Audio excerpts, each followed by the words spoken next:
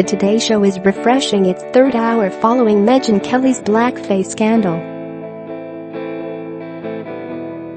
Today anchors Craig Melvin, Hoda Kotb and Roker replaced Kelly in the show's first 9am slot since NBC confirmed the disgraced Anchor's Hour was cancelled last week. Kotb kicked off the segment by addressing how the show planned to move forward without Kelly.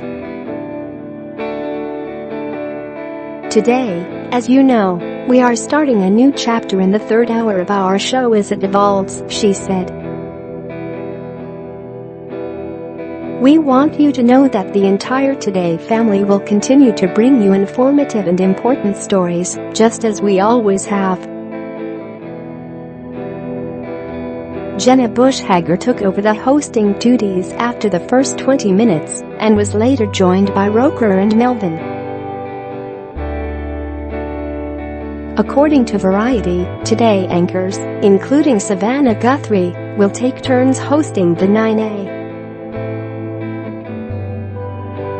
hour until NBC finds a permanent solution. On Friday, NBC announced Kelly's hour had been cancelled amid immense backlash for her controversial remarks about blackface earlier in the week. Megyn Kelly Today is not returning.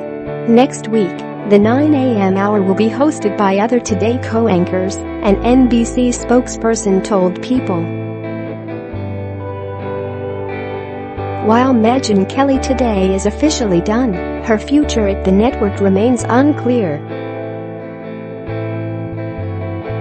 Kelly's attorney told Variety in a statement, "Megyn remains an employee of NBC News and discussions about next steps are continuing." Kelly did not appear live on the air Thursday or Friday morning, with NBC announcing the rest of this week's broadcasts had been replaced with pre-taped episodes.